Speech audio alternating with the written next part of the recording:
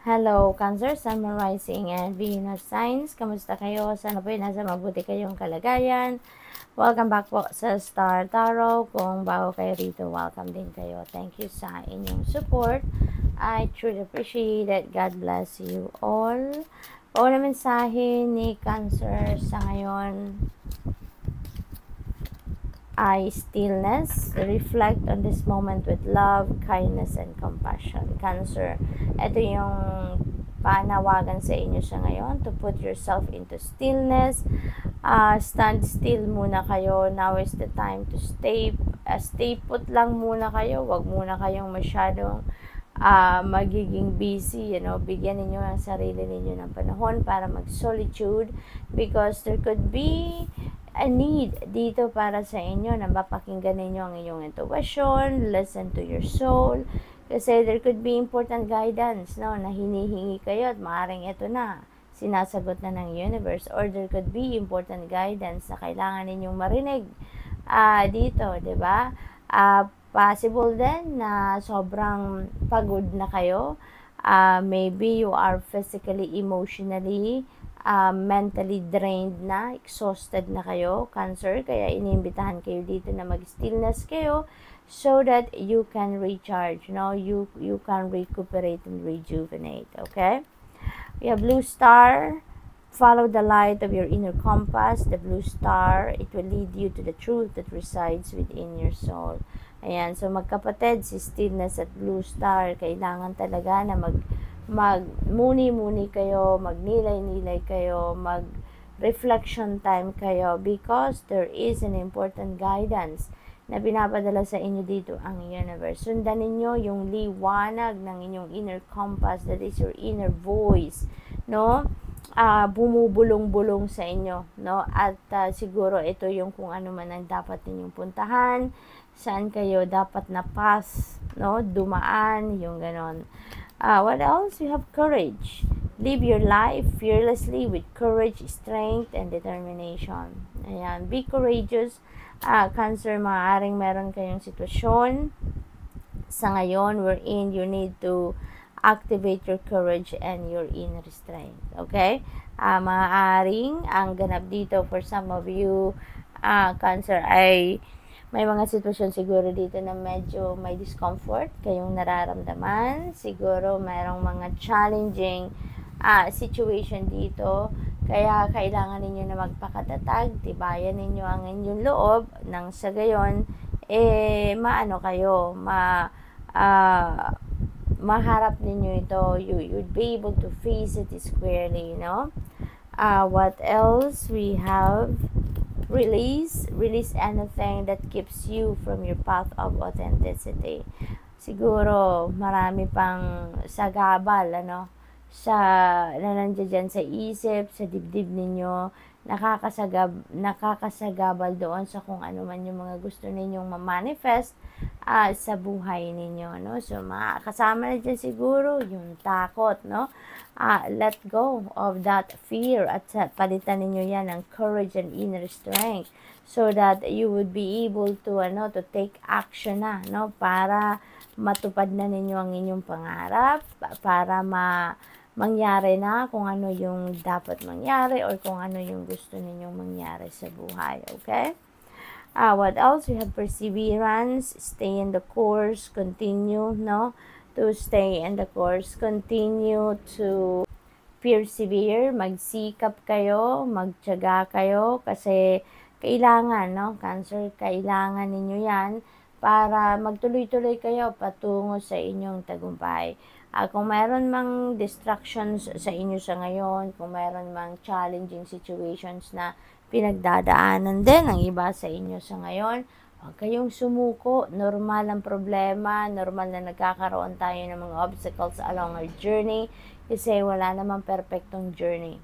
Kahit anong klaseng journey sa buhay, lagi at laging meron tayong may encounter mga humps and bumps dyan. Kaya just stay in the course, continue to persevere, magsikap lang kayo, always pray and always hope for the best possible outcome, dahil yun at yun ang mangyayari, okay?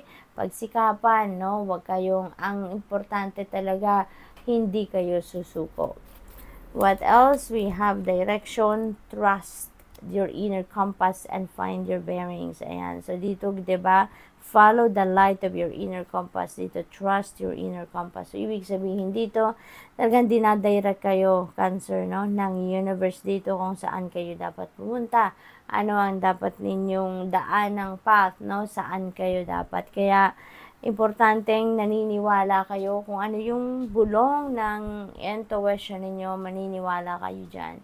No, dahil yan ang gagabay sa inyo, yan ang magli-lead sa inyo patungo doon sa kung saan kayo dapat makarating. Okay? We have travel. So, maybe yung iba sa inyo dito is going to travel. Maaring yan ay depende sa inyong sitwasyon. Ano? That could be by air, by land, by over water. No? So, mag-iingat po kayo and good luck. Maaring related yan dito sa direction, hindi iba na travel na yan. So, maybe, ang iba sa inyo talaga maaring nakikinig dito sa divine guidance sa inyo ng universe. Kaya, you know, no, na you need to take action na. At maaring yung pag-take action na yan involves travel. We have voyage, and set sail on a new course. Ayan. So, this could be new beginning, ano. Maaring meron kayong sisimulang bago dito, bagong endeavor, bagong enterprise, meron kayong papasuking bagong sitwasyon, so that is possible. Possible din na over water and travel ng iba sa inyo dito, kaya mag-iingat din po kayo. If stillness, ayan, so you need to put yourself into stillness. Dalawa na sila, Cancer. Napakalakas ng panawagan sa inyo dito. Siguro marami kayong ginagawa, no? Lagi talaga kayong busy, kaya iniimbitahan talaga kayo dito na mag-stillness kayo. Nang sa gayon, marinig ninyo ang gabay para sa inyo, makapag-recharge kayo, makapag-rejuvenate din kayo, and makapag-recuperate so that you would be able to prepare yourself, no, sa mga bagong kaganapan sa buhay ninyo. Kapag nakapagpahinga kayo, of course, you'd be able to recharge, no, yourself. So, good luck. That's all I have for you for today. Thank you for watching. Love and light. Namaste. Hello, Scorpio, Sun, Moon, Rising, and Venus signs. Kamusta kayo? Sana po nasa mabuti kayong kalagayan. Welcome back po sa Star Tarot. Kung bago kayo rito, welcome din kayo. Thank you sa inyong support. I truly appreciate it. God bless you all. Surrender, Scorpio. Surrender your need to control the outcome. Just be with life in this present moment. Ayan. So, yan ang kailangan natin gawin. No? Let's always surrender to the divine. Surrender to the natural ebb and flow of life. Surrender to the destiny. No? Allow the destiny to unfold at its own pace. Ika nga. No? Nang sa gayon, alam mo yon, mas mapapansin ninyo na mas magaan ang journey ninyo.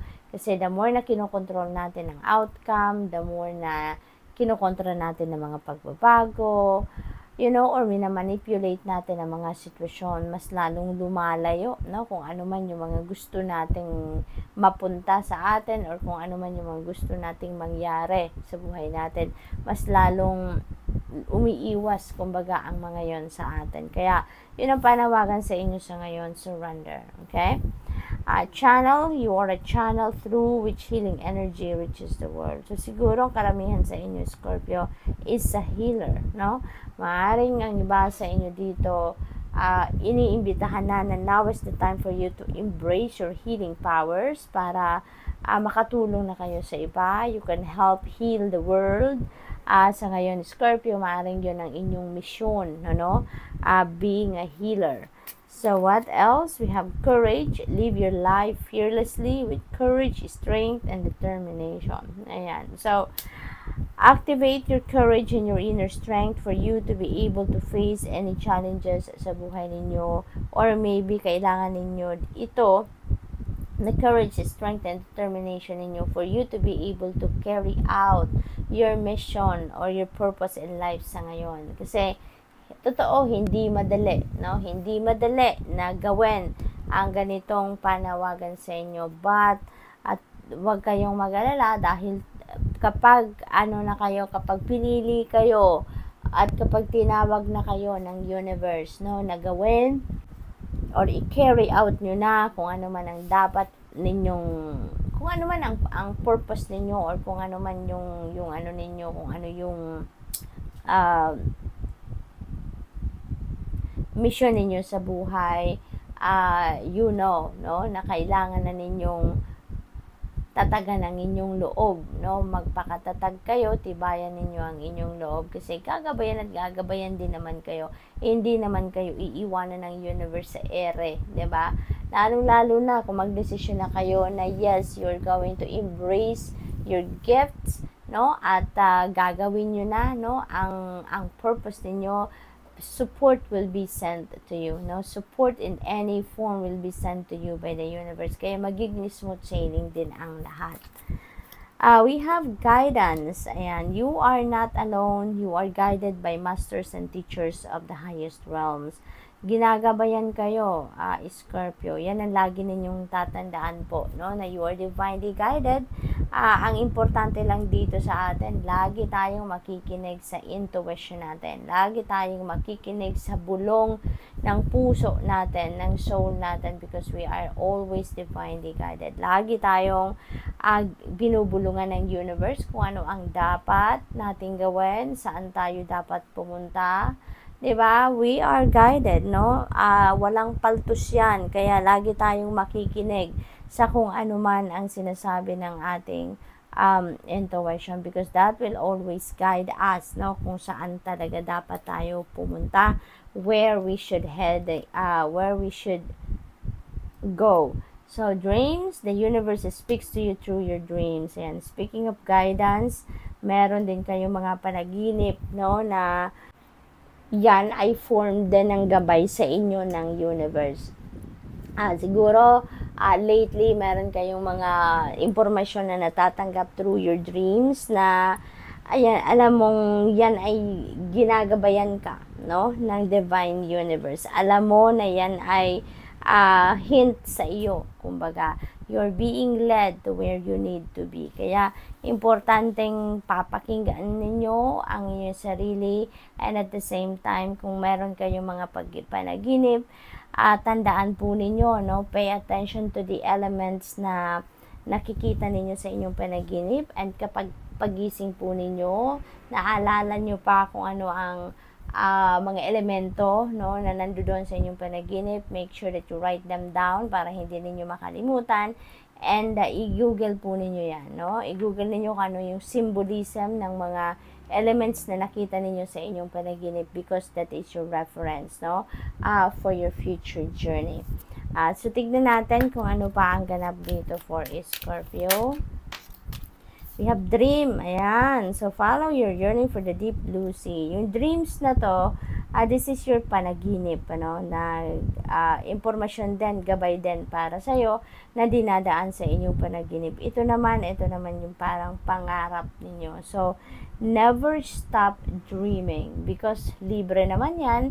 Kaya lang, ang importante dito, no, na kapag meron tayong pangarap, no, importante na mag-take action tayo. Kung gusto ninyo na makita ninyo yung inyong pangarap sa inyong realidad, kung gusto ninyong ma-experience yung pangarap ninyo sa inyong reality, then you really need to take action towards that. You really need to do something about it, okay? Para ma-experience niyo sa inyong 3D reality. We have change. Ayan. So, may pagbabago na magaganap dito sa buhay ninyo, Scorpio. At kung ano man ang mga pagbabagong ito, maaaring related yan dito sa inyong purpose, related sa inyong mission sa buhay sa ngayon. So, maybe you are going to start realizing your purpose ngayon. Maybe you're going to take steps na para ma-carry out nyo na kung ano man yung purpose ninyo sa buhay sa ngayon. At maaaring yan ang isa sa mga pagbabagong magaganap sa buhay ninyo. Lagi lang ninyong iisipin yung inyong safety. Okay? Always make sure na sa lahat ng ginagawa ninyo, sa lahat ng gagawin ninyo, paglabas-labas ninyo ng bahay, and even sa loob ng bahay, kung ano man ang ginagawa ninyo, always make sure that you are safe.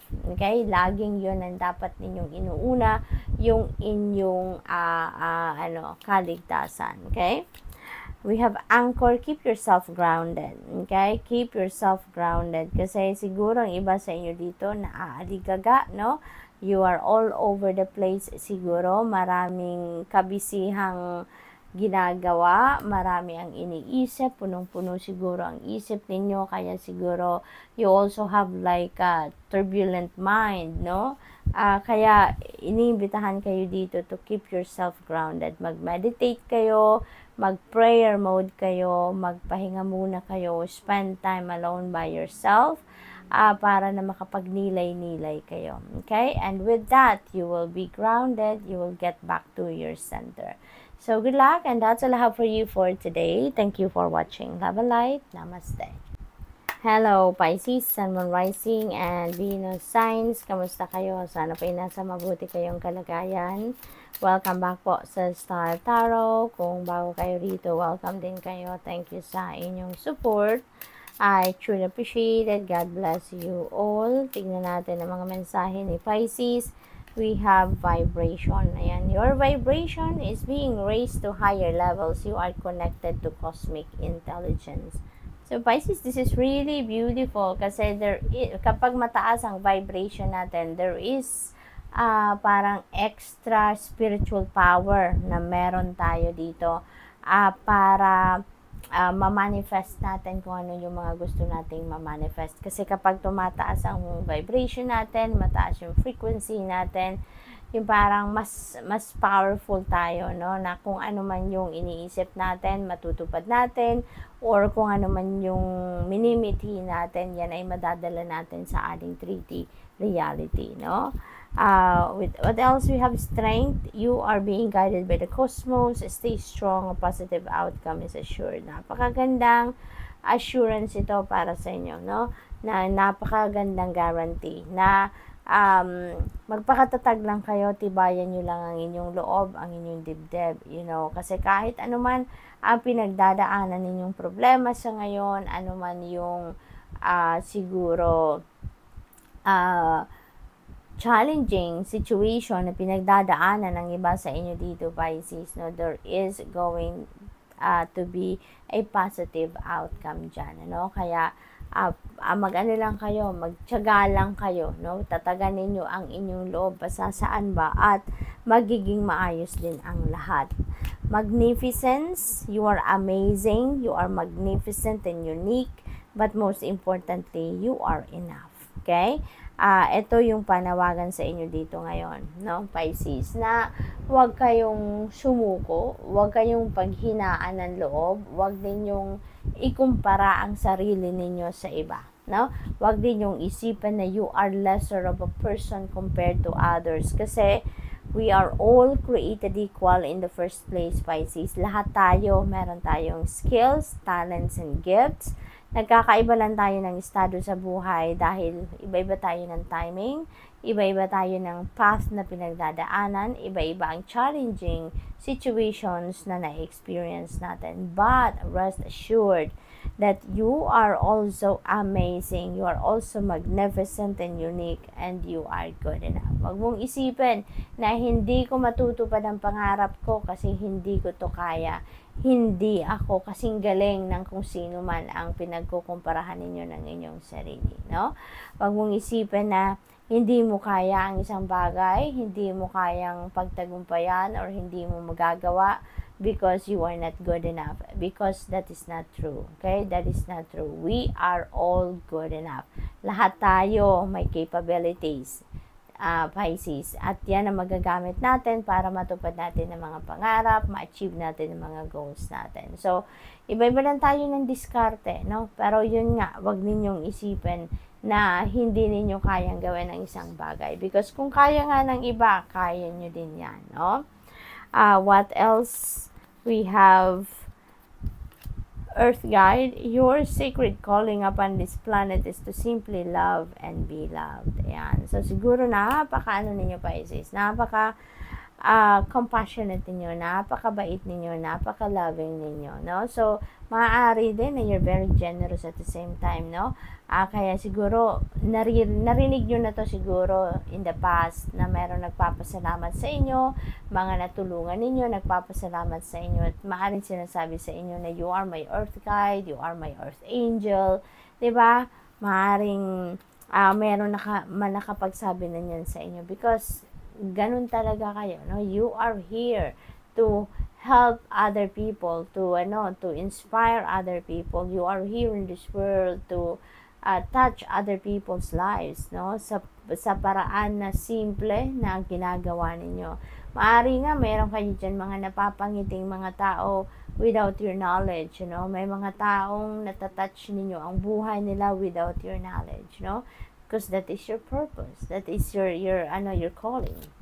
We have wisdom. See your adversaries as opportunities to expand your spiritual light. Ayan, gamitin ninyo yung inyong mga challenging situation, yung mga difficult times na pinagdadaanan ninyo. Gamitin ninyo yan para mag-expand kayo. Gamitin ninyo ang mga yan para kayo ay mag-grow, mag-evolve into the best version of yourself.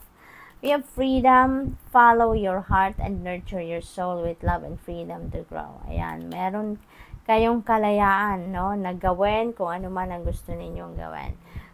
Sundin ninyo ang inyong puso, no? Huwag ninyong sundin ang sinasabi, ang dinidikta ng ibang tao na dapat ganito ang gawin mo, ito'y makakabuti sa iyo because your soul knows kung ano yung best para sa iyo. So, make your own decisions dito. Follow your heart and nurture your soul. Okay? We have flow. Let your worries drift away. Dahil kung nag-worry tayo, mas lalong dadami pa yan, mas lalong magmamagnify kung ano man ang mga worryhan ninyo sa buhay, no? The more na nag-worry tayo, the more na mas marami pang negativity ang dadating sa buhay natin. Kaya, let go. Let your worries drift away, Pisces, okay? Para mag-focus lang tayo doon sa kung ano ang positibo, mag-focus lang tayo doon sa kung ano ang magandang dapat na mga pangyayari, no? At yun ang ma-attract natin sa 3D reality natin, okay? Be in the flow with life. Kumbaga, i-surrender na natin yan sa universe. Huwag nating ipag-alala ang mga bagay-bagay that are beyond our control. Instead, ang gawin natin, i-offer na lang natin yung mga concerns natin sa divine universe and allow the universe to do its part para ma-address kung ano man ang mga problema natin. Tutulungan tayo niyan. You have voyage, set sail on a new course. Maaring meron travel. Ang iba sa inyo dito that could be over water or siguro meron din ang iba sa inyo dito, Pisces, ng new beginnings, no? You're going to start something fresh, something new sa buhay ninyo, and that could be in anything. That could be a new relationship, new job, new friendship, new